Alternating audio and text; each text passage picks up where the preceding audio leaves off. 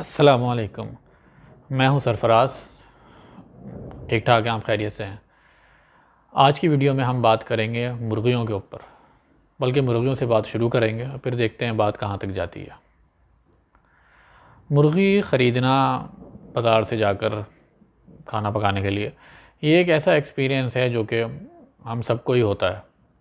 आप पाकिस्तान के किसी भी शहर में रहते हो, मुर्गी जाकर बाज़ार से ख़रीदना तकरीबन एक ऐसी चीज़ है जो सब ने की होती है और एक्सपीरियंस सबके सिमिलर ही होते हैं। यहाँ पर पाकिस्तान में पिंजरों में मुर्गियों को बंद रखा जाता है। मुर्गी वाले के पास आप जब जाते हैं, उसके पास आप उससे कहते हैं कि भाई मुझे फ़लाँ किलो की मुर्गी चाहिए या इतना गोश्त चाहिए। वह आपको पिंजरे में से हाथ डाल के एक मुर्गी निकालता है, आपको वज़न करवाता है मुर्गी का। उसके बाद मुर्गी को ज़िबा करके एक ड्रम में डाल देता है। ड्रम में मुर्गी तड़प तड़प के जब मर जाती है तो उसको निकाल के फ़ारिग कर देता है, बोटियाँ वोटियाँ बनाकर आपको दे देता है। ये बेसिक एक्सपीरियंस होता है। बच्चे ख़ास तौर पे इससे बड़ा फ़ैसिनेट होते हैं, बल्कि फ़ैसिनेट क्या, ट्रॉमाटाइज़ होते हैं बहुत से बच्चे तो। वहाँ पर एक अजीब-व-गरीब मंज़र भी ये होता है कि जब आप मुर्गियों को देखते हैं जो पिंजरे में बंद होती हैं, उनमें कोई ऐसी घबराहट, कोई खौफ़, कोई परेशानी नहीं होती। मुर्गी वाला जब अंदर हाथ डालता है, जिस मुर्गी पे उस पर हाथ पड़ता है वो मुर्गी तो परेशान होती है, लेकिन बाकी निस्बतन आराम से बैठी हुई चिल मार रही होती हैं, उनको कोई ख़ास फ़िक्र नहीं होती। इसकी क्या वजह है? कभी आपने सोचा इस बारे में कि ये क्या उनका मामला है कि जी इत्मीनान से बैठी रहती हैं, कुछ फ़र्क ही नहीं पड़ता? अगर आप बल्कि सुबह को जाएँ मुर्गी वाले के पास, तो सुबह को आप ये देखेंगे कि जी उसका पिंजरा दर्जनों मुर्गियों से भरा हुआ होता है और शाम तक इस बात की गारंटी है कि कोई भी मुर्गी ज़िंदा नहीं बचेगी, सब ज़िबा हो चुकी होंगी। लेकिन मजाल है जो मुर्गियों में कोई भी परेशानी हो कि भाई आज हमारे ऊपर क्या होने वाला है हमारे साथ, तो इसकी क्या क्या वजह है भाई? क्यों इतने मज़े से बैठी रहती हैं वो इतनी खौफनाक आफत के इंतज़ार में? उसकी ज़ाहिर है एक तो साइंटिफिक वजह है कि भाई मुर्गियों में इतनी अवेयरनेस ही नहीं है, उनको इतना इल्म ही नहीं है, उनमें इतनी समझ ही नहीं है कि वो डरें। एक वजह इसकी ये भी हो सकती है कि मुर्गियों की ट्रेनिंग ही नहीं हुई। मुर्गियों ने हमेशा इंसानों का अपना दोस्त, अपना खैरख्वाह ही माना है, और ये बात दुरुस्त भी है। अगर आप मुर्गियों की ज़िंदगी को देखें तो वो जब से मुर्गी फार्म में पैदा होती है, कोई 40, 45, 50 दिन फार्म में गुजारती है वो, पहले दिन से उसने इंसानों को देखा होता है कि वो इंसान ही आके उसको खाना वाना खिलाते हैं। अगर वो बीमार होती है तो उसका इलाज करते हैं, उसकी नशोनुमा करते हैं। तो इंसान तो उसके दोस्त होते हैं, तो इंसानों से उसको डरने की कोई ज़रूरत ही नहीं होती।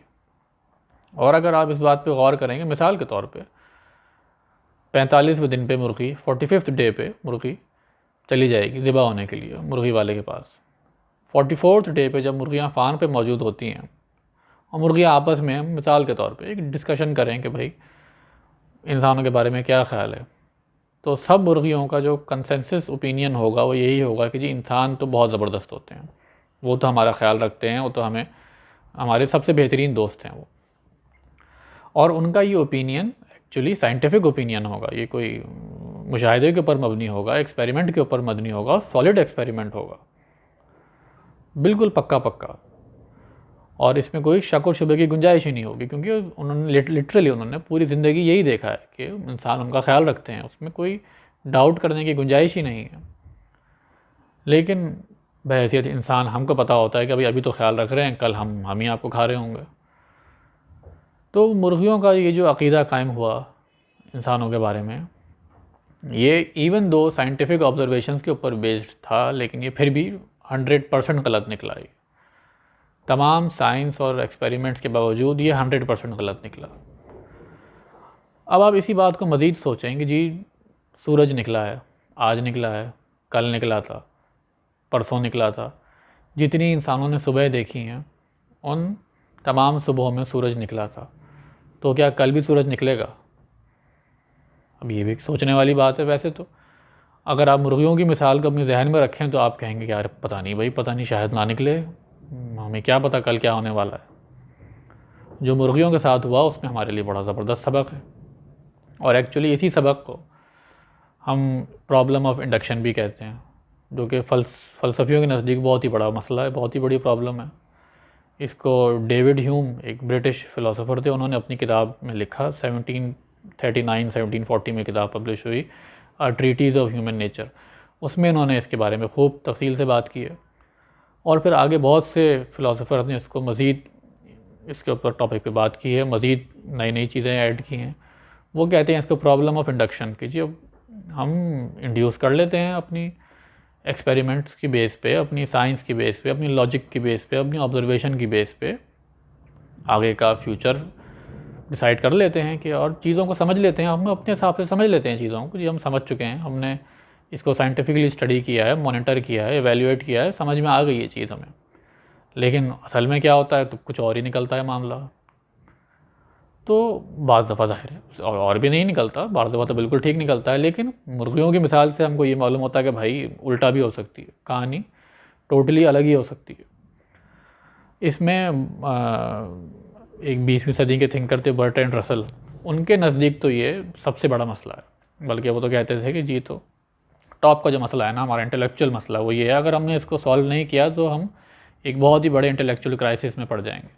बहुत से फ़िलासफ़र्स ये भी कहते थे कि भाई ये फ़लसफ़ियों के पज़ल्स हैं, इसके अलावा कुछ नहीं है, ये कहानियाँ हैं बस सिर्फ, और असल में ज़िंदगी में कोई फ़र्क नहीं पड़ता। लेकिन बहुत सौ के नज़दीक तो ये तो हमारी तमाम साइंस की, तमाम उलूम की फाउंडेशन को ही हिला देती है, ये प्रॉब्लम ऑफ इंडक्शन। कि अगर आप साइंटिफिक ऑब्जर्वेशन के ऊपर ही आप भरोसा नहीं कर सकते तो आप किसी भी इल्म पे भरोसा कैसे कर सकते हैं आप? फिर तो आप हर चीज़ को ही क्वेश्चन करना शुरू कर देंगे, और फिर हम आगे कैसे बढ़ें उसको। तो ये बड़ा एक ज़बरदस्त, एक गंभीर मसला है कि ये किस तरह से आगे बढ़ा जाए इस मसले के अंदर, इसका कैसे हल निकाला जाए, क्या हल निकाला जाए। तो हल तो बज़ाहिर कोई भी नहीं है इसका, अभी तक तो किसी ने नहीं निकाला। बर्ट्रैंड रसल साहब के नज़दीक तो अगर हल नहीं निकला तो यानी कि एक सेन आदमी में और इनसेन आदमी में, एक पागल में और एक नॉर्मल शख्स में कोई ख़ास फ़र्क, इंटेलेक्चुअली कोई ख़ास फ़र्क नहीं है। उनके नज़दीक ये दोनों के दोनों बराबर हैं। तो प्रॉब्लम ऑफ इंडक्शन एक ऐसी प्रॉब्लम है जो कि हमको ये बताती है कि जी, लॉजिक की बेस पे भी, साइंटिफिक ऑब्जर्वेशन की बेस पे भी, जो भी आपने 100% ऑब्जर्वेशंस की हुई हो और 100% एविडेंस आ रहा हो, तब भी आप टोटली किसी चीज़ के ऊपर रिलाई नहीं कर सकते, आप आगे का फ्यूचर प्रिडिक्ट नहीं कर सकते। उसकी वजह ये है कि बहुत सी जो हमारा नॉलेज होता है बज़ाहिर हमको कंप्लीट लग रहा होता है, लेकिन उसके अंदर हिडन ट्रैप्स होते हैं जो हमको नज़र नहीं आ रहे होते। बज़ाहिर हमारे नज़दीक नॉलेज कंप्लीट होता है, लेकिन वो ज़ाहिर इनकम्प्लीट होता है। और जो पास्ट होता है वो हमारा नोन होता है, जो फ्यूचर है वो अननोन है, उसमें अनलिमिटेड वेरिएबल्स हैं, उसको आप किसी भी तरह प्रिडिक्ट नहीं कर सकते। और इसी तरह आप हर नॉलेज को, कितना ही साइंटिफिक एविडेंस मौजूद हो चीज़ के ऊपर, आप 100% गारंटी से तो नहीं कह सकते कि भाई आगे क्या होगा, किस तरह होगा। अगर वही बात कि अगर सूरज रोज़ाना निकला है पिछली तमाम सुबहों में, इंसानी तारीख़ की तमाम सुबहों में निकला है, तो क्या कल भी निकलेगा वो? पता नहीं, अगर अल्लाह ने चाहा तो निकल जाएगा। बल्कि ये तो हमारा ये भी अक़ीदा है कि एक दिन ऐसा भी होगा जब नहीं निकलेगा सूरज, तो सबकी सिट्टी गुम हो जाएगी। तो ये इंटरेस्टिंग सोचने वाली बात है। और इसी बात से एक ब्लैक स्वान का भी कहानी निकलती है। ब्लैक स्वान क्या है, इसके बारे में हम इंशाल्लाह आने वाली वीडियोज़ में बात करेंगे। ये वीडियो तो माशाल्लाह से काफ़ी लंबी हो गई, मैंने बोलना शुरू किया तो चुप ही नहीं हुआ। इंशाल्लाह फिर आने वाली वीडियोज़ में मज़ीद इस तरह के टॉपिक्स पे मज़ीद बातचीत करते रहेंगे। देखने का बहुत बहुत शुक्रिया। अल्लाह हाफ़िज़।